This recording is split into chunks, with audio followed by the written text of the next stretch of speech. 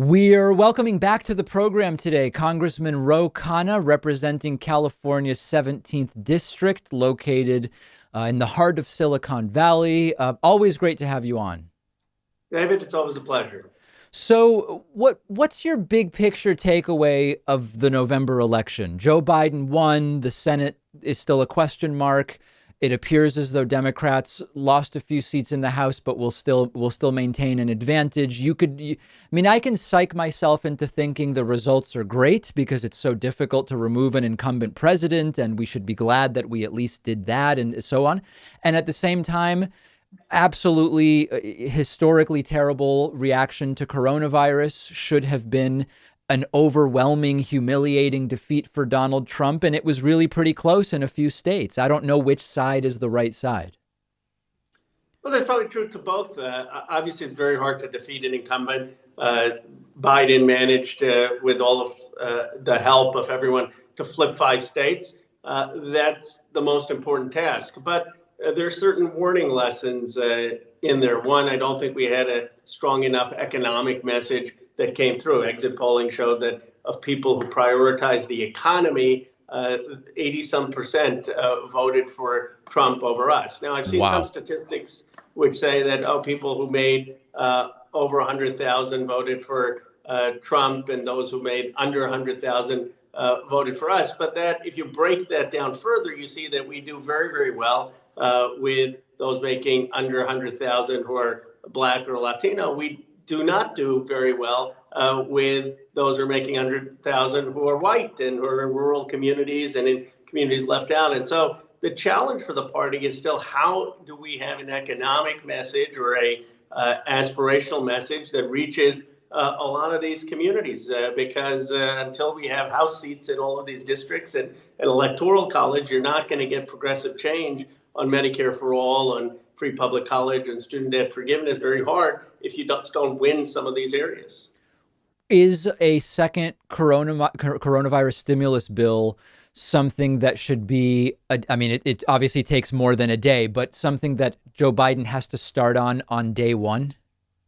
Yes, I'm hopeful that we can do something now before we adjourn. The idea, look, here's what I think McConnell thinks. He thinks the economy will eventually recover, and there's sort of an indifference to the suffering. But there is this suffering that is going on. People are being kicked out of their houses, of their apartments. They don't have, in many cases, enough food to eat. And this has already gone on too long. As you remember, I was urging that we come to some deal before the election. That would have been 1.8, 1.9 trillion. I don't think that offer is even going to be on the table anymore. But we've got to do something. And certainly, if we don't have something done by the time Biden comes, that has to be his top priority. You mentioned what you think Mitch McConnell is thinking. Have any of your Republican colleagues who are seeing this voter fraud narrative with bogus lawsuits, melting lawyers and all of these different strange things that we're seeing, have any of them leveled with you and said, listen, publicly I'm supporting it, but I don't believe it, and here's why. I want to stay in Trump's good graces? Or do you have any insight into what they're thinking? No, the interesting thing is that I have, as you know, relationships with a number of the Republicans.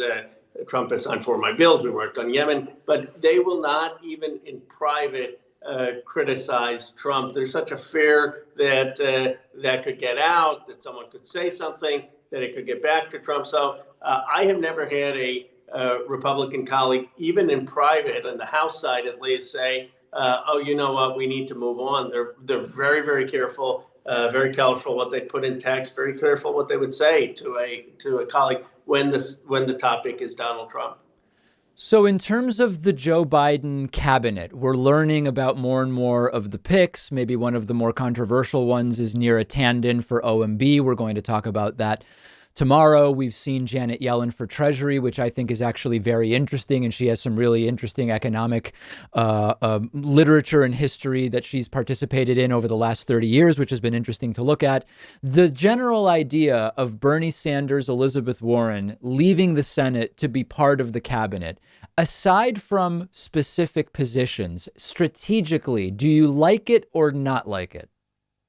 I think they should be part of the government. At least one of them should be, just because, we forget that Bernie Sanders won the first three states. I mean, I know Buttigieg got the most delegates, but he got the most votes in Iowa, New Hampshire, Nevada. He got millions of votes. And so to have that wing of the party not represented, I think is a mistake. It's a mistake for Joe Biden. It's a mistake in terms of that progressive energy. So Department of Labor is actually a place he would make a big difference. I would support that, and it'll be a challenge if they both are shut out. And my understanding is the Vermont governor is committed to appointing an independent who would caucus with Democrats. I also think Bernie Sanders has earned this. I mean, if he wants to continue to represent folks in the Senate, that's his prerogative. But if he feels like he wants to make an impact in the labor department, I don't see how, with his success and all he represents, why this is even a fight for him to get this position. So if the position of the Biden transition team were simply, we can't afford to lose them in the Senate, that would not satisfy you as an explanation?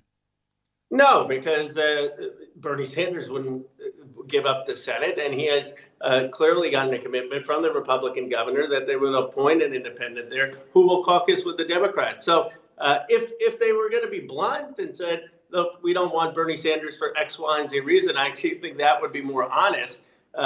My view is that it would be a mistake not to give Bernie Sanders a platform where he thinks he can be most impactful. Bernie Sanders thinks he can do that in the Department of Labor. He's earned that opportunity. Speaking of leaving the Senate, I mean, of course, we have to mention that in your state, Kamala Harris is going to be the vice president of the United States. And so that will be a seat that opens. I've read a little bit about who the sort of front runners are. Your name is being mentioned by many progressives as someone they would like to see draft Ro Khanna, call Gavin Newsom and say, is that a position that would be interesting to you? Sure, anyone would be honored to represent the state in the Senate, and it would give me probably a bigger platform to have an impact on progressive policies. But I believe I can also be very effective from the House. And, the leading candidate appears to be Padilla. My bigger issue is, can we get someone who's progressive, who's clearly for Medicare for all, who's clearly for a $15 minimum wage, free public college and vocational education, forgiving student loans, and how do we have bold policy? And there are a number of people who would fit that bill, but that to me is the most important. Yeah, I like that you bring that up, because I wanted to talk about what is the strategy, even with a 50-50 Senate with Kamala Harris as a tiebreak vote. There are lots of Democrats in the Senate who are not on board with a lot of the ideas you just talked about. And so there's actually a real question. I mean, things like Medicare for all and many other ideas. Joe Manchin is not a guaranteed vote on a lot of those things. And we could go sort of down the list of some of the more centrist, right-leaning Democratic senators. Is that a concern to you in thinking about the best case scenario right now would be 50-50 with Kamala Harris as the tiebreaker? It seems to me that even in that scenario, there are real challenges in getting some of the things we'd like to see done actually done. David, you're absolutely right. And this is where there's a philosophical difference of what way the Biden administration should go. One theory of the case is let's solve the pandemic, get the vaccine out, and then there's going to be some natural recovery to the economy, and let's get whatever we can get in either a Republican Senate or a divided Senate where everything has to get Manchin's vote. I don't think that's sufficient. I think the better strategy is to say, here is our vision. We've got record income inequality. We've got people who've been left out. We need to have massive public investment in the creation of new jobs. We need to have massive investment in childcare and education and healthcare. We're going to pass that in the House. We're going to build public support. We're going to make that case. And even if we're losing votes in the Senate, eventually in 22 and 24 and 26 and 28, we're going to get that just society. Any great leader in this country has not overnight brought change. They've built public support. We've seen what Bernie did from 2016 to now. So to surrender the effort at building public support because it's hard or the numbers aren't there, I think is an abdication of political imagination and political leadership. Yeah, I mean, speaking, if we apply a pragmatic filter to that for a moment, we could imagine a situation where Democrats don't have the Senate. And then the big things that Joe Biden campaigned on, which are an expansion of Obamacare, public option, et cetera, pretty significant changes to the tax code, including uncapping Social Security beyond 400K, stepped up basis elimination. We look at the full list of the really big stuff. I'm hearing two things from different people on the left. Oh, and we just lost your video, Ro. I don't know. Oh, and you're back. There you go. That was weird. So we're hearing two things from people on the left and right, on the left rather. Some on the left are saying you can't these Republicans in the Senate cannot be compromised with. What you would need to give up as Joe Biden, if you don't have the Senate, to get any of those things done would essentially degrade the quality of the bill, where Joe Biden would be giving huge concessions to the Republican Party that are simply not worth doing. The other side is it's worth doing in order to get anything at all, but it might end up being sort of a Pyrrhic victory. Do you have a strong feeling one way or the other about how far it's worth negotiating with people who are often negotiating out of such bad faith? Well, it depends on the context. I mean, if it's a matter of getting some unemployment assistance to people, and we can get $300 or $400 instead of $600, I say we probably have to compromise to get the relief. If we're talking about expanding Medicare, if we're talking about free public college, and if we're talking about student loan forgiveness, and there's really something token that the Republicans are agreeing to, but they're asking for draconian cuts in other programs, then absolutely not. What I would say is, let's pass in the House, let's pass and advocate in the White House at least Biden's policies. I mean, let's at least make sure that they're passing that. I don't see any justification for Joe Biden and Nancy Pelosi not passing every single thing that he campaigned on. I mean, isn't that what Trump did? I mean, did Trump, it was wrong, but almost he went down his checklist. Here's what I campaigned on. Here's what I'm going to try to do. So Biden ought to do the same thing. We have a Democratic House. There's no reason why we shouldn't have every single thing that he campaigned on up for a vote. And if we lose the vote, let people know which Democrats voted against it. Let people know who voted against the public option, who voted against Medicare to 60, who voted against uncapping Social Security taxes over, having taxes over 400,000, who voted against raising capital gains taxes over $1 million. There are a lot of policies that we ought to vote on. And my fear is that they're going to say, oh, let's have a lowest common denominator where if Manchin or the moderate Democrats aren't for it, that we're not going to have a vote. And that's not going to fly, especially given that we have the House. Last thing, let's talk a little bit about what's going on with the virus. We fortunately appear to be just a couple of weeks from the first doses of the first vaccine starting to get to people. December 8 to 10, there's going to be this meeting to look at least at the Pfizer emergency use authorization. Shortly thereafter, the Moderna one. We're told within 24 to 48 hours of that, which could be December 11th, 12th, 13th, the first doses are going to start going into people's arms. There's two things that are sort of going on here. One is the initially limited supply of these vaccines, where you can hopefully, best case, inoculate 20 million people a month. That's going to take a while before we get to some level of herd immunity. The other side is 40% of the country still says they're not really interested in getting a vaccine, which will make it very difficult to ever get to that herd immunity. What are you and your colleagues looking at and thinking about in terms of the vaccination program? Yeah, there was an interesting idea actually by John Delaney, who sent it the op-ed to me, that he says that we ought to be linking a $1,500 stimulus or payment to getting the vaccine. Now, I haven't looked at all the constitutionality or ethics around it, but I think having some sort of incentive system to get vaccine adoption should be on the table. But at the very least, we need massive funding on outreach and figuring out how we incentivize hospitals to get it distributed. But I think it's going to be a challenge. I mean, I've heard you got to get to about 60-70% vaccination. And that's going to be the administrative challenge. Now, I will say this about Ron Klain. He's exceedingly competent. And whatever else you think about the Biden administration, I do think he will manage this process well.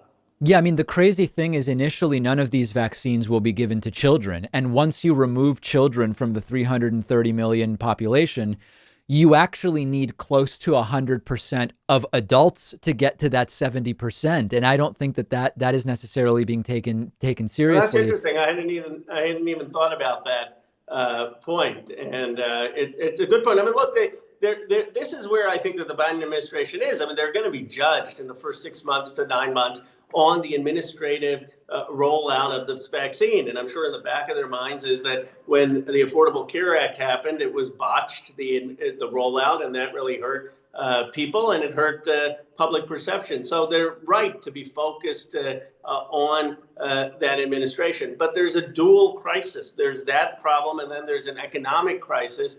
And then there's a structural crisis that Elizabeth Warren and Bernie Sanders spoke about.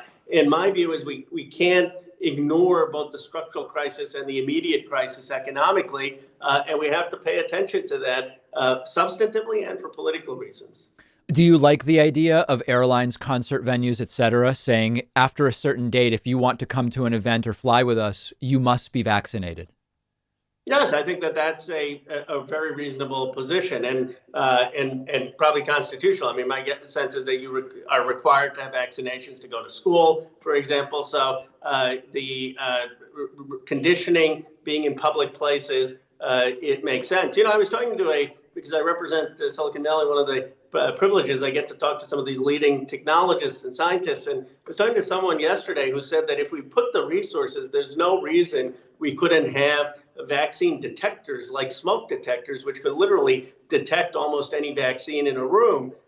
And we put so much money in our military so that we could detect the smallest threat to our country militarily. I don't understand why we're not putting in the resources now to be detecting pandemics and future pandemics. That is interesting. That is not one I had heard, but I will certainly look into that. We've been speaking with Congressman Ro Khanna, representing California's 17th District. Always a pleasure having you on. David, thank you for having me. A fan of your show.